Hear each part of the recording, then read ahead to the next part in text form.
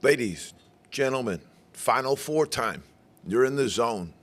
We've got Pete Coles, Rich Sutter, 101st episode. We're in April, folks. April 3rd, and we're approaching the Final Four. We've got NIT news. We got CBI news. We got Crown news, Pete. We've got all sorts of tournament news for you. And NBA season, as much as the Final Four is happening right now, you've got some action going on in the NBA as well because they're just about ready to conclude the regular season and head into the playoffs, which is something that most of us can tolerate a little bit. Regular season's a little bit rough, but we like the playoffs. We get excited about the NBA playoffs. But just a quick note. Today is Thursday on Final Four Day.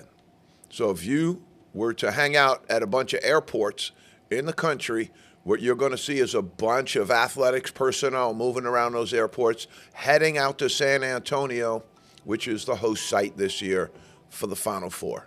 So the airports will be full today. Everybody traveling, they'll get in there. Some guys like to stay Thursday, Friday, Saturday, Sunday, all the way through to Monday for the game. A lot of guys will vacate the premises before Monday, get out of there. There's a lot of socializing.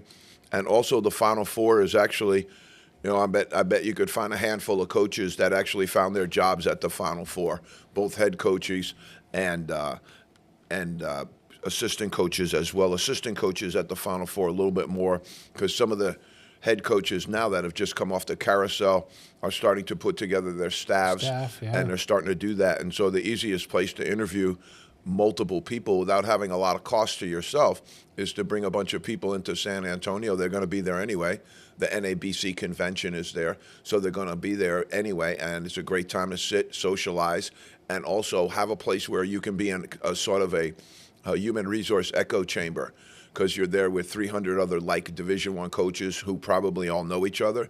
You can reference, you can get feedback on people, and you can put together your staff as you best see it. But right now, in the beginning of the show, we're going to jump off into Pete's Corner, and we're going to rock and roll 3 questions from Pete, and then right back into the segment of the NBA with the NBA Power 15. And believe it or not, we're going to give you a little bit of an updated playoff preview, what's going on right now, and tell you some of the shifting and some of the plate tectonics that might occur. Pete, fire. Okay, the portal tsunami has started, and players are already starting to commit. It just seems like there's a shuffle going on around the NCAA. I was going to say NBA, but it might as well be the NBA. Is this shuffle? Is this what you're going to see every year? Just players moving from one to the other, to the other, to the other, for every year of their playing? Yes.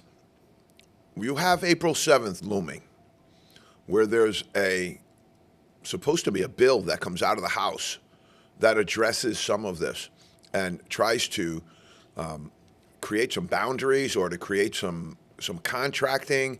I don't know exactly. I'm anxious to see what happens with this bill. I do not have a lot of confidence that what's going to come out of there is going to be anything substantive or anything that's going to kind of change the way things are going right now because things aren't going in a good direction. And I think a lot of people feel that right now. So you got all your number ones. You got the portal 2000. I mean, again, very, very poorly executed. Wait till the end of the year. Let everybody go. And I said this for coaches as well. Yeah, there shouldn't be any coaching changes. Nobody moves. No carousel spins until after the very last shot has been taken. It was saying after the second round now, the portal's open. But you and I talked last week. We had a guy from the bus. After the second round, the portal's open. Yeah, and this guy was on the bus. We're in the locker room even 13 minutes after his last game, and he put it in. Maybe they had a team rule, that they said we don't want anybody going into the portal until, we're done playing, and then 13 minutes after they were done playing, boom, boom, boom. I think what's more concerning also, Pete, in this whole portal thing, now that we have 2,000 names right off the bat, right away, boom. Now, what percentage of that is the current population? If it goes to 3,000 this year, is that over 50% of the population? Yeah, you're rapidly approaching somewhere in the range of 40 to 45% right now. And what does the end of that look like? And to go back to, you had a little bit of a hidden gem in your question there, because in your question there was that little bit of, and I don't know if this was something you wanted me to lean on or not, but something in your question there was, you're starting to see some commitments. And Yeah. so if this thing just opened, how did anybody have a chance to visit, be recruited, take time, and then select the new place? So what you're saying to me is that some of this communication must be going on prior to the opening of the portal. I looked at CBS Sports, and they ranked their top 50, and 6 of the top 10 had already picked a new school. And a lot of these young men, you'll see when they go into the portal, it's a formality almost, because what you're doing is you have a button on there that it blocks contact. So you go into the portal, but you're not letting anybody contact you. Okay, the young man from Providence just recently, he's rumored to go to St. John's, goes into the portal, places his name in the portal, blocked contact, and then signs with the team the next day. So you have to say that there might have been some conversations that were occurring long before that. Now, if you want to drill down to the grassroots of it, a lot of that happens with the players, just like it does in the NBA. Players play with each other on AAU. They know each other. They've played together, and now they want to get together and play again in college. Some of that's going on, and that's where a lot of the communication goes. You know, like but that was part of the downfall of this NBA, these super teams that were created by players. No doubt, no doubt. You're going to see this happen as well. Who's got the most money? That's what's going to happen. And so now you got these guys that are sitting there and they played AAU with this guy and they know that guy and they're friendly. So what they do is they run it up the flagpole with their coaches. Hey, Pete Coles wants to come with us. And the coaches go, forget it. We don't want him. Or the coaches go, are you kidding? He wants to come with us? Okay, let's sit down and talk NIL bag. Don't even need to come to campus anymore. The deal is just done really on nuts and bolts. And what you're having here is just really, really, this is raw capitalism. This is what people who say, I love capitalism, and this is what they love. This is raw capitalism. This is the highest bidder is getting the most talent, and the most talent is able now. I'm surprised you haven't seen more of the Hunter Dickinson model, where he goes out and lays the table and then proceeds to go for 3 visits and pick up an offer at each visit so that then he can have a comparative. So what you're seeing is some of these young men jumping. Obviously, the numbers are very good right now, but when you see these men jumping, you know, you're creating a little bit of a situation where you have to at least, you know, give credence to the fact that they had to have some communication prior to that. You know, and so now you have numbers. Is there any rules against that? There is. Oh, okay. But who's holding up the rules now? Yeah. Who's in charge? I don't know. You think Charlie Baker's going to do something about that? I doubt it. But good question, Pete. Good question. The portal is now kicked wide open. It's got over 2,000 entrants already, and it's not going to slow down. And what you have is really, this is the part that bothers me the most. You have teams right now, whether it's by design with the new coach or whether it's just this is the flow model and the way things are trending. But you have teams right now, the Indiana Hoosiers, they don't have anybody on their roster. Everybody's gone. Wow. You have some people counting That's down insane. and going, we've got 3. We've got 4. And a little bit of a trend you're seeing now is some players deciding to stay. And so they're getting all of these loyalty accolades for staying when in reality, they probably have the best deal they can get. You know, but I don't know. There's always money out there. Everything is so fluid right now that if you're a college basketball coach, you won't be able to count on your roster until October. You'll have no idea. No idea. Some schools, the more static they stay, the more success they'll have. Purdue didn't bring no transfers on that team in the starting 5 this year, and it showed. They had good continuity, they had good consistency of effort, and the locker room stayed good. Everybody could get paid. Obviously, they're getting paid. They have NIL at Purdue, but everybody's getting paid. But they have consistency of locker room, and that's why they were able to win. Shoot, Pete, number 2. All right, number 2. I'm looking around the Final Four, and I think what you've been saying all along is, yeah, they're going to be good games, but this is boring to me. This whole tournament season's been kind of boring. I really haven't been compelled to watch any matchups because there really are no underdogs. or at least no underdogs winning. So let's take this from a little bit of a multifaceted approach. Number one, the game isn't as good. College basketball game isn't as good. They've taken one step towards the graveyard of the NBA. The basketball itself isn't that good. Shot selection's bad. The other night in the NBA game, you saw 100 threes. 40% of shots, all shots, are coming out of the corner now. One of the places we were told never to shoot from when we were younger. Almost 40% of the total shots in the game are coming out of the corner because somebody decided to have two of their players just go stand there. I don't get it. So that's the first piece. You know, the game is deteriorating. The rosters are deteriorating. People are finding it hard. I know St. Bonaventure, man, they used to root for guys up there. You know, they'd have a guy in your class and you'd know him in your dorm, and you'd go to the game and they would root like crazy for that guy. Yep. Who are they rooting for now? Who are they rooting for now? This collection of mercenaries who's just taking the highest dollar? Where's the virtue in that? Where's the thing that you're supposed to respect and admire in that? They've taken it out, and it shows. This tournament, it shows, Pete, because you had a number of years back. It was way, way back, but you had also another time where all Final Ones made the Final Four, like you do now. This isn't the first time it's happened, but this is the first time it happened with this total lack of enthusiasm and excitement in the games. Name me one game that you were like, wow, I'm blown away by this game.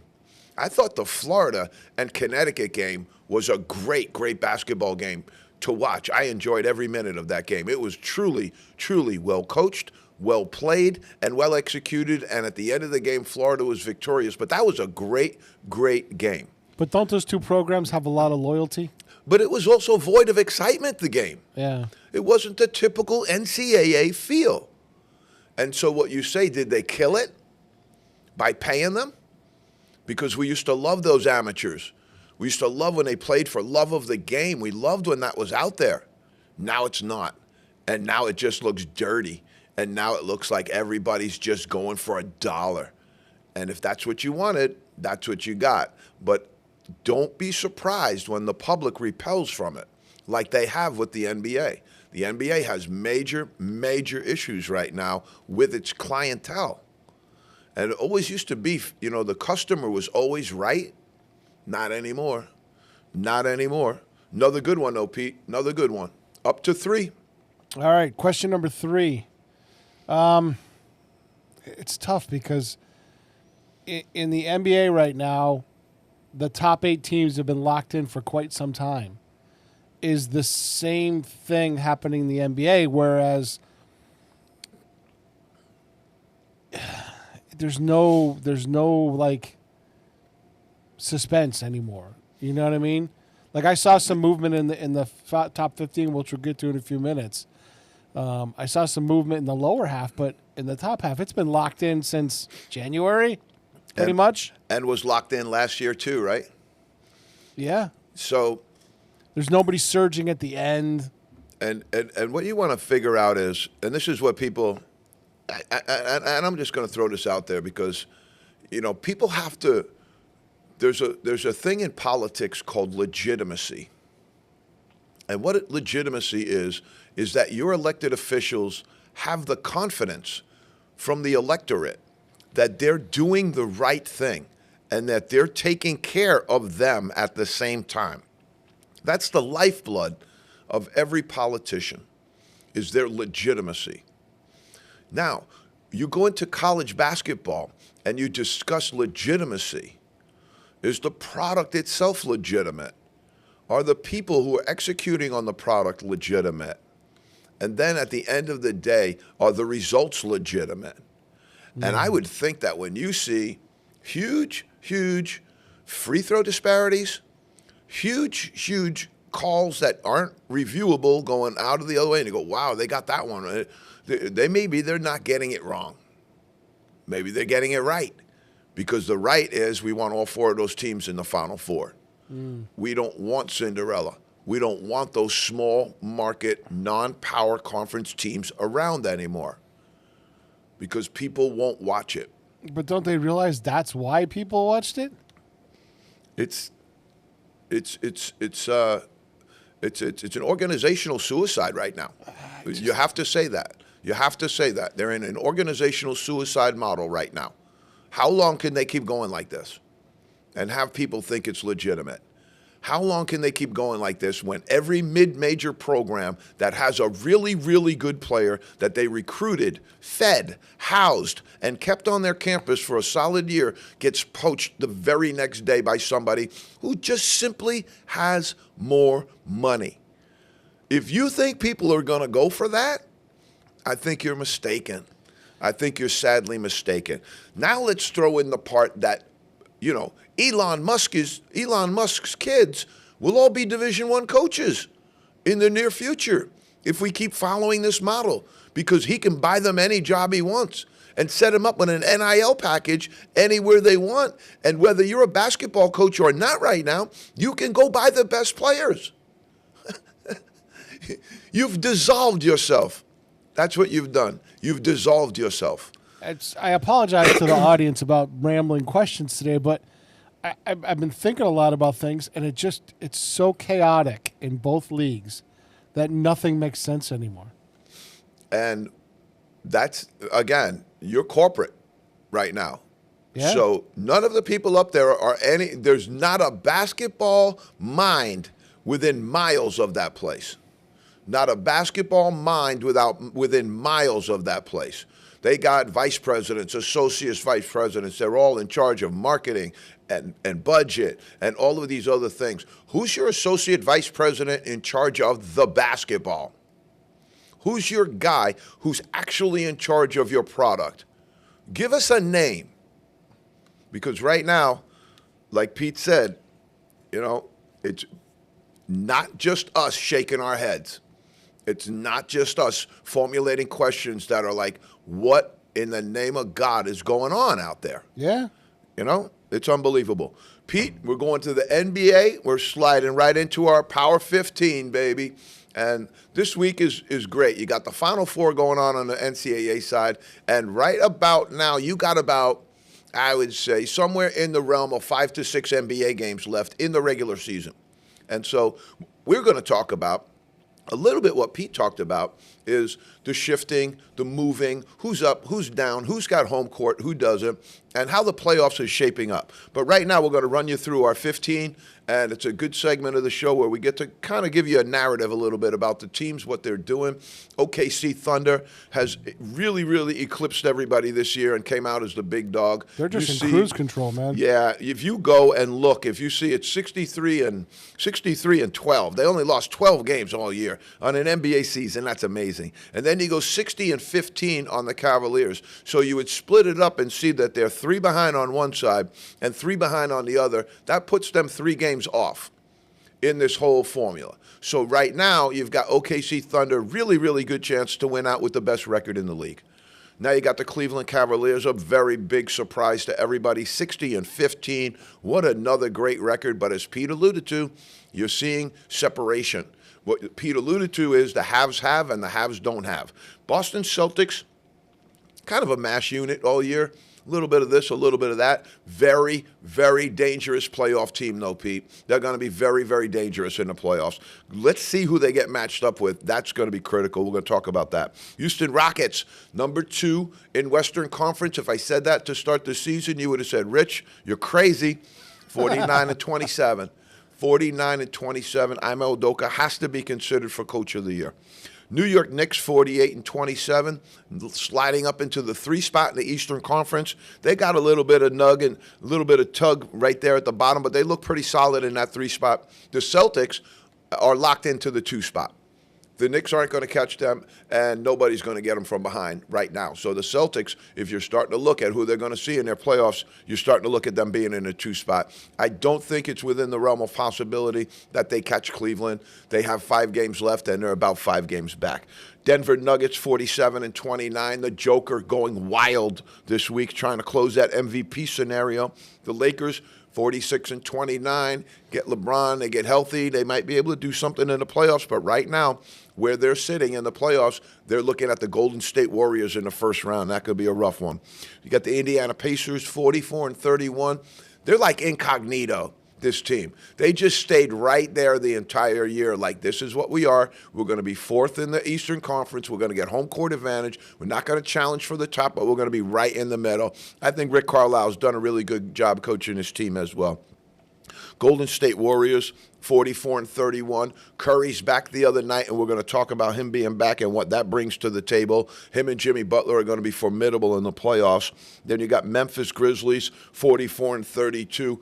All over the place. Don't know what happened with John Morant, but man, when you get out of it, sometimes it's tough to get back into it. Minnesota Timberwolves, 44-32. Pete's talking about them a little bit because they're trying to elevate it a little bit. I think if you went 3 weeks ago, they were probably in the 15th spot, and then little by little, they're trying to claw their way out of it. Clippers 43-32. James Harden, very solid year, but they're going to be looking at taking somebody on in the playoffs. That's difficult. Pistons 42-35. Boy, oh boy, did they have a great year. 33, excuse me. They had an amazing year in Detroit. They were flat on their back last year. They were the absolute. We made fun of the Detroit Pistons last year. We had segments called Firing on All Pistons. I mean, we just took them apart left and right. Got to say they turned it around, folks. Got to say they turned it around. And they did fire their coach, and he had a boatload of dough still on his contract, but they fired him, got away with it, and they're cooking with gasoline right now. They got the Bucks and the Mavericks there in the bottom. The only piece of it that I'm really kind of sorry about is we have the Dallas Mavericks down there, our only sub-500 team in the Power 15. I think if you're in our Power 15, you should be over 500. The NBA only has 14 teams over 500 right now. Wow. So that's what we got to live with, Pete. All right, so here's your playoff advance. All right, this is what I think is going to be, what's happening now and what's going to happen possibly in the future. And again, caveat, full disclosure for all of our fans, right now, there's a lot that could happen in the NBA in this regular season still, which will affect this whole playoff picture. All right, so there's some teams that are going to be in, some teams that are fighting to get in, some teams that are out, some teams that are already in and well placed in their playoff spot. We're going to talk about all of it right now. Orlando and Chicago will be your first matchup right now if things go the way they are. Now, in the East picture, what I can promise you, what we can deliver for you, is that in the East picture, they're done. There won't be any changes about this, and there won't be a whole lot of up and down movement right now. The playoff picture right now with the Chicago Bulls taking the last playoff spot is locked in. The Bulls are already in with 5 games to go, and they're the 10 seed. So you're going to have them take on Orlando and Chicago. Good matchup there. I think there's a chance for Chicago to do well in that series, but Orlando has had just so many injuries all year. Let's see if they can pull it together. And then you'll have Atlanta Hawks and the Miami Heat over on the other side in an 8-9 game. This thing is almost locked in all the way up. We'll give you a couple of scenarios, right now that are not locked in. We have Atlanta and Orlando are essentially tied right now. So over the next 5 games, they could flip spots and go up and down. Chicago and Miami are 1 game apart. There could be some movement there. A game and a half between Orlando, Atlanta, and Miami. So in the 5, there could be some shakeup there. In the West, you're going to have Sacramento versus Minnesota. Good first-round playing game. Not bad. You got the 10 and the 7 there, and you also have the Clippers versus Dallas. I like that as well. Dallas is hung on without their buddy Luka. They're in that spot. They're in the 9 spot. We'll see what they can do. But again, the Suns are 1 game behind the Kings for the number 10 spot.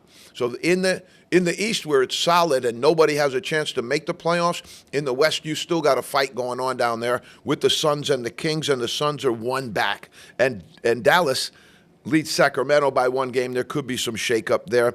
Minnesota and LA Clippers have a half a game between them as well for 10. So what you're looking at then, if that happens, you're going to have the Cavaliers. They'll take on either Orlando and Chicago, the winner of that. I don't know. I'll try and find out in between now and next week if the NBA reshuffles the deck. Meaning reshuffles the deck, is the number 1 seed going to get the best matchup all the way through? Will they reshuffle that deck? And meaning, if a seed lower than the one they get wins, then they get that seed. So right now, I don't know how that could occur, but right now, let's just walk it through. Orlando and Chicago with the Cavs. The Celtics are going to get either Atlanta or Miami, okay?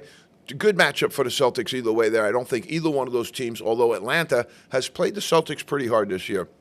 You got the Knicks and Milwaukee almost locked in right now, and you'll have the Pacers and the Pistons almost locked in. That's a good shot for the Pistons. They might have a shot there. Then you go to your Western Conference. You got OKC Thunder versus Sacramento, Minnesota winner. And over on the other side, you'll have the Houston Rockets taking on the Clippers and the Mavs. All right, I think they might hope for the Mavericks there because they're just not as strong as they used to be. That'll give you Denver and Memphis matched up, the Grizz against the Nuggets. And then, as we talked to before, that I think could be one of the premier matchups in the playoffs. You could have the Lakers and the Warriors dancing it off right there. I don't think the NBA wants that because they're going to kick out one of their good franchises. But as it stands right now, that's what you're looking at. Again, OKC is locked in at the West #1 with a staggering 14.5 game lead over the rest of the field, and that's over the Houston Rockets. We calling that thunderclap, Pete. All right. Wild. Celtics are down 5 games in the Eastern Conference race for #1 for the #1 seed with 6 games remain. They're locked in at #2, though, as we said. Suns, Kings, and Dallas are fighting for that last spot. 2 of the 3 in the Western Conference will make it out of that group. Golden State, Memphis, and Minnesota all within a half a game in the play-in. So the Golden State Warriors, if they don't win out here, they could wind up in the play-in game.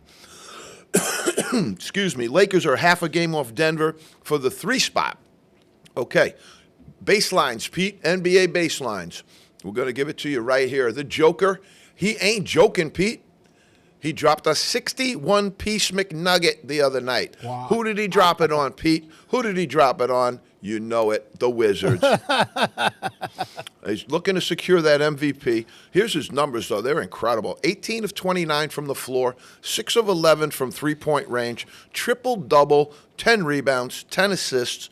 It was a loss in double overtime to the Wizards, and just really, really, a really, really good game, too. Sounds like he booted up the video game early.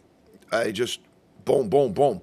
And the shooting was incredible. 18 of 29. That's what I talk about. When somebody gets 60, here, I'm going to give you Steph Curry. He returns, and he gets a 52-piece McNugget in a win over the Grizzlies, 134-125. He goes 16 of 31. So Joker had only 2 less shots, and he was, ready, Pete? 12 of 20 from three-point range. That's efficiency right there. Butler had 27 points on 11 shots. Dirty Draymond with a triple-double, 13, 10, and 12, plus 14 felonies. Might have been a quadruple-double there, folks. Okay? In that game that we're talking about, there was 100, and I say it again, 100 three-point attempts. 56 for the Golden State Warriors. Wow. 56 attempts. Did anybody drive the lane at all? Anybody? It doesn't appear that anybody did. Anybody. And the Grizz shot 44. This is why you got guys averaging 30 points a game. Points, SGA, Shea Gilgeous-Alexander. Really the only competition I see for the Joker MVP, but I'm leaning Joker. Giannis is second, Joker is third, Edwards is fourth, and Tatum is fifth at 27.1. SGA was 32.8. Sabonis leads in rebounding, and he'll have the title, 14.0. Karl Anthony Towns of the Knicks, 12.8. The Joker right there, 12.8. The guy averages 29.7 and 12.8 rebounds. And you don't think he's going to be the MVP? Wait till we get to assists. Zubac, 12.6, and Walker Kessler, 12.2. In the assist range, you have Trae Young from the Hawks, 11.6. Joker, again, he's averaging a triple-double. It's impossible for him not to get the MVP, folks. Impossible. Cade Cunningham, 9.2. Halliburton, Tyrese, he's back, 9.1. And James Harden at 8.6. Total three-pointers. Steph Curry trying to get his bag back. He's launching them. He took 20 the other night. Anthony Edwards has 292. Beasley has 292. They both probably have some contractual bonuses in there to see who wins that, so they'll be fighting that one out. Curry's at 282. He's 10 off. He can make up that difference. And you got Derek White from the Celtics and Tatum coming in 247 and 240. Clips, You got Kessler leading in blocks, and Klingon is fourth in blocks. I figured I'd bring that one up. That's about all for the stats right there. Other baseline information, NBA deputy dog. The league is investigating John Morant for a gun gesture with his fingers. Really? Seriously? The guy actually took out a gun and actually branded it. I mean, now we're going to talk about him making a gun gesture with his fingers. I don't know, fellas. You might want to get off that deputy dog thing. Embiid, arthroscopic surgery, out for the year. Question is, was he ever really here? Carmelo Anthony elected to the 2025 Naismith class, first ballot Hall of Famer. I don't think you can argue with that much. And A-Rod and Mark Laurie have acquired 100% ownership stake in the T-Wolves. The Lynx also is the WNBA affiliate. They were purchased. Pete, hold on to your hat. We're in the wrong business. They were purchased in 1994 for $94 million. Buster Poindexter Memorial segment. Who's hot? Who's not? OKC has won 10 in a row. The Heat have won 6 in a row. The Warriors have won 3 in a row, and the Timberwolves 3 in a row as well. Who's not hot, Pete? 76ers have lost 9 in a row. The Jazz have lost 6 in a row. Spurs without Wembayana, L5. Suns, L4. And the Grizz, L4. Pete, do you think it's odd that one of the number one players in the game went out with a pulmonary embolism and nobody's talking about it? Nobody wants to know? Something ain't right there, Pete. Matador Defense Award. Who's going to get your Matador Defense Award? They take the cape and the bull rushes at them and they run out of the way and they go, ole!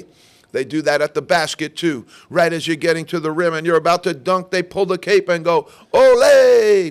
Who's the Matador Defense Award? It goes to the Washington Wizards at 120.8 points per game. Fellas, wow. I'll come in for short money and we can take that down to 110 in a heartbeat. All right, fellas, come on. Downright offensive. They're downright offensive. Cleveland Cavaliers, 122.4 points per game. And you want to know why they're winning the Eastern Conference. Who's OPP, Pete? Philadelphia. They're a mash unit. They couldn't get their guys to show up. And the Suns. They may not make the playoffs. That's a big, big money roster not to make the playoffs. Pete, we're going to slide. We're going to shift. We're growing. We're rocking. We're rolling right into the NCAA segment of our show. Unbelievable. We are at Nirvana, folks. Final Four. Except everybody's yawning. It's lacking for a certain je ne sais quoi. And people are going, why? Why? It's all I look forward to in March and April. Why did you tamper with this? Couldn't you have you tampered with everything. Couldn't you have left this alone? They didn't. What do you got, though, Pete? You got Duke versus Houston. Monster matchup. This Duke team, I said it before, I'm going to say it again. They're reminding me of UConn. They're reminding me of the UConn team from 2 years ago. I think it was a Danny Hurley quote that said, we make a difficult tournament look easy. Right now, they're doing just that. They're downhill, Pete. They're like Jean-Claude Killy on his skis, pointed downhill, and he's going at it. They're right straight at it, going downhill. And somebody, and it might be Houston, somebody got to take them off that downhill. If you don't take them off that downhill, I'm going to tell you right now, you're going to be national champions. All right? You know what it is, too, with this Final Four? It's like two baby faces in wrestling. Yeah, it's going to be a good match. Yeah, they're going to sell it. But are people really invested in it? Nope, they're not. I'd be interested to see. They're not. Because I looked at, all right, let's go back through the bottom. Crown the other night. Not a great crowd. CBI, I don't know if anybody went. NIT, we talked about those numbers, 3,000 at a game. Terrible, terrible. And then I looked at the NCAA, which has never, ever happened before. I'm watching my television. They look up in the stands, and there's empty seats at those games, and they're primetime empty seats. So I don't know if they filled in afterwards. Maybe they did. You might have had a late arriving crowd there. But I doubt it. It's just lacked the normal expectation of March Madness. People sign up for the madness. They sign up so their bracket can get destroyed. You got like 200,000 people in this country right now with an intact bracket for the Final Four because they all just picked the number ones. I don't think that's going to keep people interested. I don't think you're going to hold people's interest. All right, how did Duke get there? All right, this is what we're talking about downhill. 44. That's how many points they beat Mount St. Mary's by, Pete. Then they open up with Baylor and go for 33. Arizona is the only team that held them close, and that was at 7. They took a really good Alabama team to the woodshed the other day, beat them by 20 points. So that's been their road. Houston has had Southern Illinois University, Edwardsville. Nobody knows anything about that. But that's who they're trying to get rid of, Pete. Make no mistake about it. And then Houston went on and played Gonzaga. Very good win for them. They went on and played Purdue and then beat Tennessee. So they've had a really good run. I think, personally, if people are out there and they may be inclined to throw $1 or $2 on this game, got to be Duke. It's got to be Duke right now. They got a better lineup. And I love Coach Sampson. I love what he does with his defense. But right now, if you don't get this team off that downhill slope, they're going to beat everybody. They're going to win the whole thing. Florida and Auburn, this is going to be a monster game. They played during the year. They're in the same league, Pete. Again, this is where you might have had, this is where I don't think the NCAA had that freedom. When you got to the Final Four, I know they picked the bracket and everything, but then maybe you have the freedom to reshuffle the deck so that two teams from the same league don't play each other in the Final Four. I know that's hard to do, but Florida won the first game. Especially when you take 13 teams from one league. Yeah, exactly. You have Florida 90-81 in the first time they met, and I think this is going to be a very good game. If you were watching the Auburn game at the end the other day, Janai Broome, their big center, took a bad fall onto his elbow. They're going to have to monitor that to see what his effectiveness is going to be. He did come back in the game after the elbow was injured, so that was a very promising sign for the Auburn faithful. All right? But Auburn, just listen to some of the people they played in their non-conference. All right? Houston, Iowa State, North Carolina, Memphis, Duke was their only L, Ohio State, and Purdue. That's a monster schedule. Florida hasn't done the same thing. But Florida, they took out Connecticut, took out Maryland, took out Texas Tech in this tournament. So both teams are well tested. Walter Clayton is a great player, and he's having a super tournament. I think Florida has the best backcourt, but I also think that you might have the best front court with Auburn. I think that's going to be a monster game. It's going to come down in that game, possibly to some of the players that aren't on everybody's mind. All right? So when you got a situation like that, Florida and Auburn, you got Walter Clayton, you got Janai Broome. You know, if it goes Auburn-Duke in the final, you're going to have Janai Broome up against Flagg. But I think it's going to be guys like Tyrese Proctor, and it's going to be some of these guys like Tahad Pettiford, who've had monster close to the seasons. I think that those guys are really going to have to factor in here and be a big factor and determine who will win the game. Right now, it's tough to bet against Duke. Very tough to bet against Duke. And if I had to pick in that Florida-Auburn game, it's tough to bet against Florida. They shoot the ball so well. I'd go with Florida there. But that Auburn team is a junkyard dog. I'll say that about them. Oklahoma guard Jeremy Fears has declared for the NBA draft. This is something we'll be able to keep you posted on. Kevin Willard has left Maryland, and he is taking the Villanova job. Right now you have, if you had to ask Rick Pitino, he has a son in the coaching business. He said, do you have another son in the business who's not related to you? He would say, I do, and his name is Kevin Willard. So what you've done in the Big East right now is you got Pitino and Pitino matchup, Pitino against Willard. It's kind of a big old family situation there with Willard coming home to Villanova. Richard Pitino leaving New Mexico to take the Xavier job, and the Pops being over there, the Godfather hanging out at St. John's, loading up with Jason Sannon, loading up with other players. St. John's, don't sleep. They're spending that Vitawater money. Buzz Williams moves from Texas A&M to Maryland. Little bit of a surprise there by Buzz, but I think Buzz just likes to get up and move around a little bit. Every couple of years he gets up, takes a job, and then moves around to another one.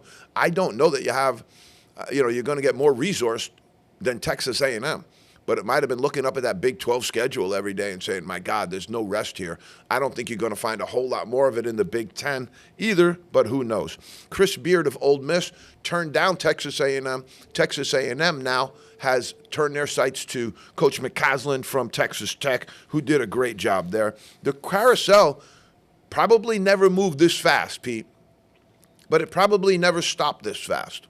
And I asked somebody who I know in the business, and I said, do you think that they will have a situation where there'll be more firings?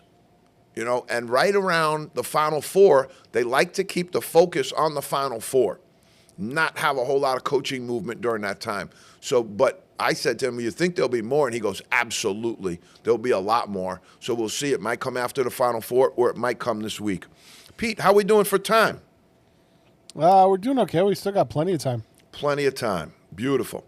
We've got a quick rundown right now of everything else that's happening that nobody knows about. We're going to give you the NIT, we're going to give you the CBI, and we're going to give you the crown as best we can do. All right? So, NIT is down to finals. And again, I'm going to get on my soapbox here because some of this isn't fair to these young men that are playing in the uniform, that give you everything they got. This is just,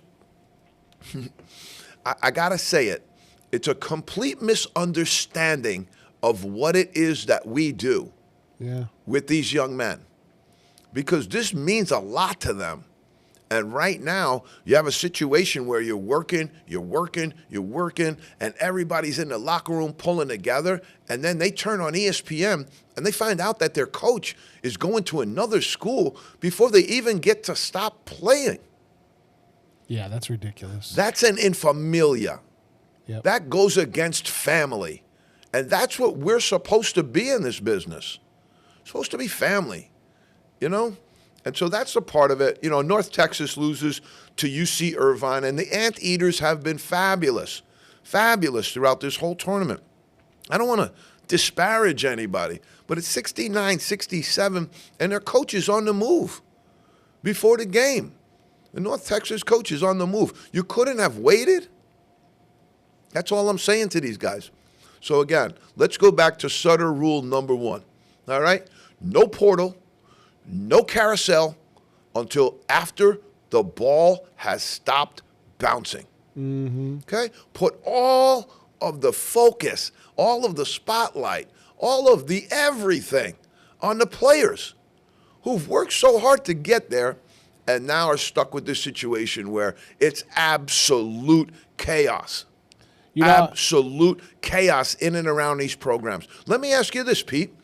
You go to a situation and you have a team, and they have 3 or 4 guys that declare for the portal. Mm-hmm. Do you play them? Do they play for you? That's what I mean. Do they walk away? And if they do say, okay, I'll play, will they give you the best effort they got? No. Will they try not to get hurt? That's human nature. Will they already be talking to their other team already, like they're in that uniform? It's infamilia. This goes against family. And that's what I think bothers me the most. Listen, Coach, I'm watching this all the way down in the past couple of years, and even in youth sports. I've watched teams used to stay till the end of the World Series, especially in softball, to get trophies and things like that, right? Now, since COVID was finished and the team started coming back, they'd rather have a beach day than to come get their trophies. They'd rather have a beach day or leave early. If you got there's a couple of programs that have tour buses, they're gone. As soon as they get eliminated, they're out. Even if they win, they're out. There's no respect anymore for any. It boggles my mind, and I'm watching it trickle all the way up through. So we heard Ralph. You're watching it go up, down, all around. It's hard to tell the directionality of all this, but you're listening to Coach Willard. Kevin Willard, and he's talking about in a press conference, and I thought, you know, nobody keeps anything to themselves anymore. You know, it's sometimes better not to say anything, you know, but he was talking about Maryland and their lack of resources, and he says, I wanted to keep the team in New York for an extra night, after we played in New York over Christmas. I wanted to keep them for an extra night. Okay? Now, that sounds cool, right? I'm a coach. I wanted to take them and do the extra night. All right? But that doesn't really take into account all of the other stuff that happens in an athletics department. Okay? Did we book the rooms? How long in advance did you make that request?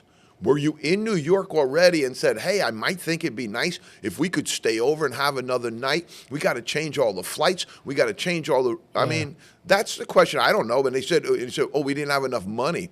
I think sometimes it's like, maybe you just didn't plan properly, you know? But again, to bring all the dirty laundry out, this is what's happening because people are trying to make themselves feel better. Will Wade was questioned about taking the NC State job before McNeese. And he's talking about his players on McNeese going, well, they want to come with me to NC State. You're about to play in a McNeese uniform in the NCAA tournament. How do the fans feel? How do the people that paid money to go to that school to cheer for their team feel? And then at the same moment, when they say, well, couldn't you guys have waited a little bit till you were done playing? Instead of saying, you know, maybe we could have done a better job. No, he throws somebody else under the bus. He goes, there's somebody else talking, and he must have been talking about Willard or Patino or any of those other guys who were still playing, who were in contract negotiations with their agents to try and get to another place. Let's just back up just 1 second here, folks, because these contracts, they just put out some of the stuff that some of these guys get in terms of their salary. At VCU, they put out the guy's contract the other day, a little bit over $3 million. Bonuses dug in all over the place, relocation, car stuff, all of that stuff's thrown in and goes into the whole thing. I think, like, if you're sitting there and you're saying, man, they turned me down to keep the team in New York for an extra night. So my thing is also if they said they didn't have the money, there was very little to stop you as a multi-millionaire coach. Yeah, right. With a whole bunch of multi-millionaire players from saying, we'll pay the bill. We get it. We don't have the money. We've laid out the budget. You just can't go get 30 grand from somewhere sometimes if you're an athletic director. Where is he supposed to pull that money from? Mm-hmm. So, you know, he's sitting there going, and Maryland's getting beat up because, you know, oh, it looks like they didn't have, they have the money somewhere sitting around. I'm sure they do. But at a certain point, as an athletic director, you also have to make discussions and decisions about maybe that $30,000 gets spent better in women's soccer. You know, you're talking about a plurality of things. So you see, Irvine, I'm on my soapbox a little bit over North Texas, but I'm on my soapbox because those kids in North Texas deserve better. They shouldn't hear that their coach is leaving and some of their teammates might be going with them right before they get done playing. Shouldn't happen. All right, 69-67. The Anteaters are playing very well, though. Chattanooga beats Loyola of Chicago. Sister Jean, Final Four run. She said, I only get paid up till the Final Four, so I'll get you there, but after that, you're on your own. And basically, 80-73. Chattanooga's been playing very, very well. I know that there's probably nobody outside the Anteater and Chattanooga families that give a crap about this game. Nobody cares. But I will say this. It will be a good game. That'll be a good game. Both of those teams are playing very, very good basketball right now. Irvine, Chattanooga, and again, it's not in Madison Square Garden, where at least... Yeah, where's the NIT final this year? I think it's in Vegas. I think everything's in Vegas. Or it might actually be out in San Antonio, too, with the rest of it. I'm not 100% sure, but that goes to show you the lack of relevance that they have. All right, let's run to the CBI, Pete, where that is, again, we want to call it the CBLI because it means couldn't be less interested. Illinois State, 78 against Incarnate Word, 73. The Redbirds of Illinois State get out of there with a victory. They get to go and get a claim, a CBI championship. And again, you bought it. You paid for it. It ain't real. All right, the Crown. The Crown is... NIT championship is played in Indy at Hinkle Fieldhouse. Indiana. Wow. And then I think next year they're trying to coagulate all of them together. I think they're trying to put the NIT and all that stuff, and they'll be together in Indiana. Which makes it even dumber because then you want people to. That just makes it. You might get a crowd there. No, but that part of the charm of the NIT was it was an independent tournament. Now it's just the also ran. Now you're the redheaded stepchild. Correct. Of the NCAA. Yes. It's exactly what you are. They used to have an autonomy, and now the NCAA owns it, I think. I think they completely own it. Yeah, it's on their website, yes. So you have Butler over Boise. Boise State beat them 100-93. Boise State beat GW in the first round. GW played pretty well there. We got away a little bit at the end, but GW's got a bunch of people coming back. Going to have a really good for a year next year. Looking forward to that year. Their big man Castro is returning, so that's good news for the Revolutionaries. 100-93 over Butler. Butler again. I mean, do people really want to watch teams with losing records in postseason play? And this team didn't even have a winning record in league. Georgetown is up against Nebraska. That game was going on last night. Nebraska was cracking them early on. And again, they're down the final 8 there. You got UCF, Florida, and they're up against Cincinnati, and Villanova against USC. But what I'm saying there right there is if you compare the final 4 teams of the Crown, Boise State, you're going to have probably Nebraska. You're probably going to get UCF or Cincy. I think that's a league game, too. I think you'll take Cincy there, and I think I'd take USC over Villanova in that game because Villanova doesn't even have a coach after firing their coach. So I think you could take it. But that would be like you'd have USC, Cincinnati. Those are bigger name teams than you have in the CBI. Those are bigger name teams than you have. So we'll see. We'll see. But as Pete alluded to, the Crown's paying. Crown's got money. Yep. And Crown's paying. So, all right, Pete, we're going to give the postseason awards right now. In the zone, we are ready. How much time do I have right now, Pete? We started about 10. Did we start early? We started a little bit early today. And So you probably got about 7 or 8 minutes. I got about 7. Let's cut it at 7. All right, we'll go right up to the 5. All right, I got this big clock in the room, and every day I usually write down what time we start on so I know what time we go back to with an hour. Today I didn't write it down, so I'm flying freebird. You know what the folks. NCAA championship that I want to go to? Forget the basketball and football. I want to go to the NCAA bowling championships. Wow. I didn't know we had bowling. April 11th and 12th at the Suncoast Bowling Center in Las Vegas, Nevada. Wow. Now that'd be 64 something to see. lanes of power, baby. Ooh. 64 lanes. At the Suncoast, yeah. You got to love that. My daughter and I picked up this thing on Sundays, and we never did it in New York because in New York everything's big ball bowling, you know. So we had never candlepin bowled before, but now we do it almost every Sunday. It's just a tradition that we have, especially during basketball season. I don't get to see her a ton, so we go and we do candlepin bowling and love it. Never did candlepin before, but it's very, very good, and it's a little different than the big ball. But it's fun. It's fun. So I could see with all those lanes going and all that competition, it's just amazing. You got college golf kicking off right now, too. And there are just some amazing, amazing teams out there in college golf. Division 1, 2, and 3 have some great, great golfers. But we're going to give you our postseason awards right now, folks. And the reason that we are able, and we have no problem naming Player of the Year and Rookie of the Year nationally, is because it happened to us in our league. One of our players, Kenny Rogers, Westfield State, was named Rookie of the Year 13 weeks in a row.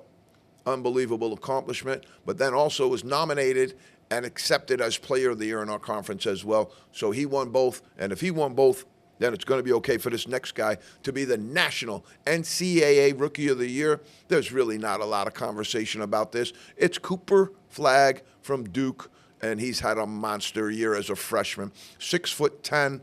He is the reason that Duke is where they are right now.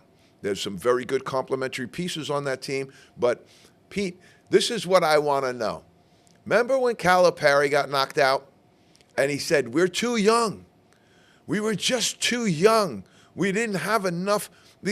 Some of these teams have 23-year-olds and 24-year-olds, and everybody sang the same song. Kentucky was too young. Kentucky was too young. And then they just all supported it when they were really slapping St. Peter's and Oakland in the face because they had kicked their butt. Basically what happened. Why isn't anybody saying this Duke team is too young? They're starting 3 freshmen. Why aren't they saying they're too young? Well coached.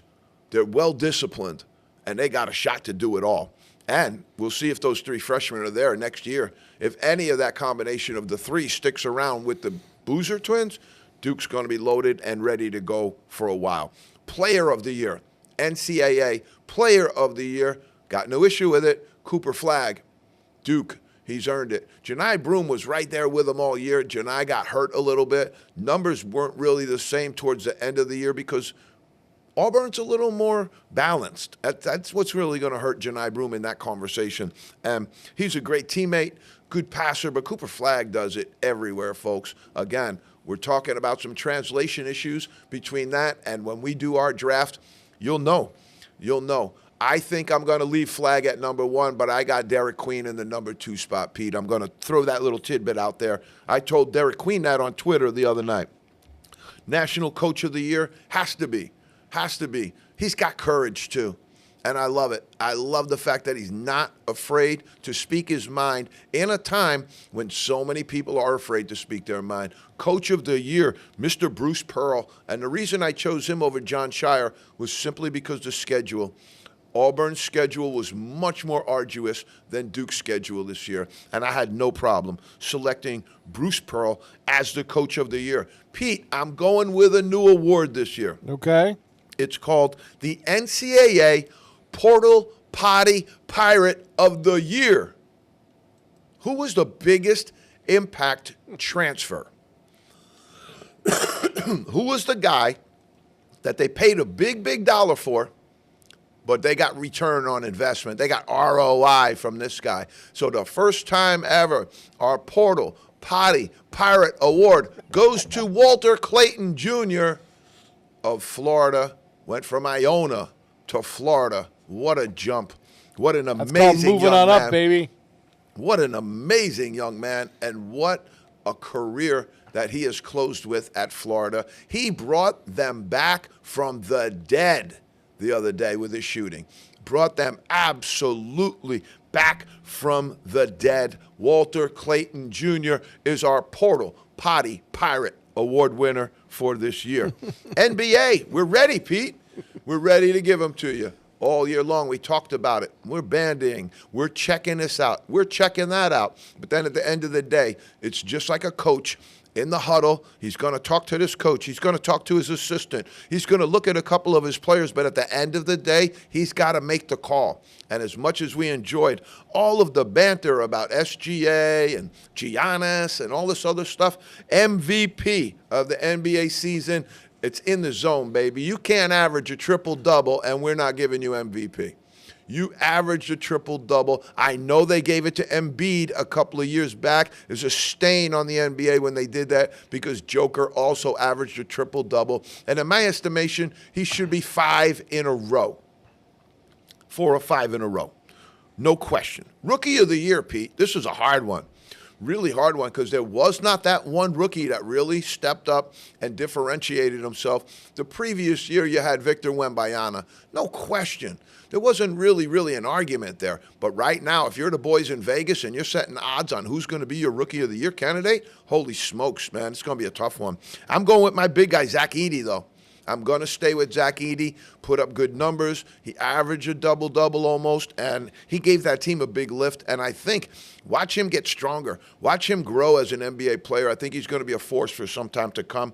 I will say to Mr. Edey, stop biting on all those nuggets, all right? Stop trying to block everybody's shot. Stop trying to leave your feet all the time. Stay down, become a sedentary low-post center. Keep working on your low-post up and unders and doing all that good stuff. But the young man practically dunks anything. And if you watched Florida get ready for their Final Four run, in the Final Four, as you win the Final Four and get ready to go, you've won your regional.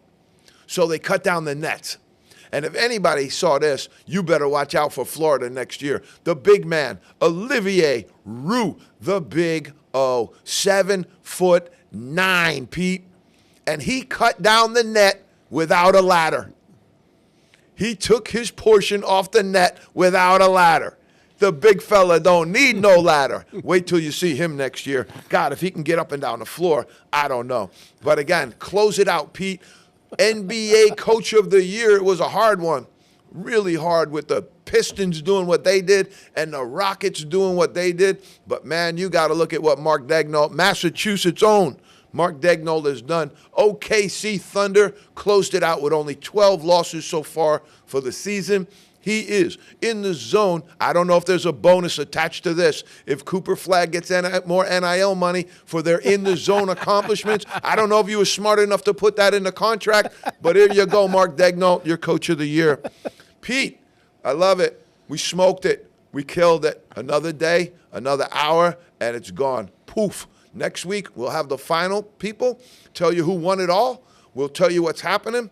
And what I also promise is, as Pete alluded to, you got portal potty pirates going all over the place out there. We're going to tell you where they're going. We're going to tell you who's picking up people and who's not. As much as we don't like it, it's here. It's part of the fabric, and we're going to report on it. See you next week, folks.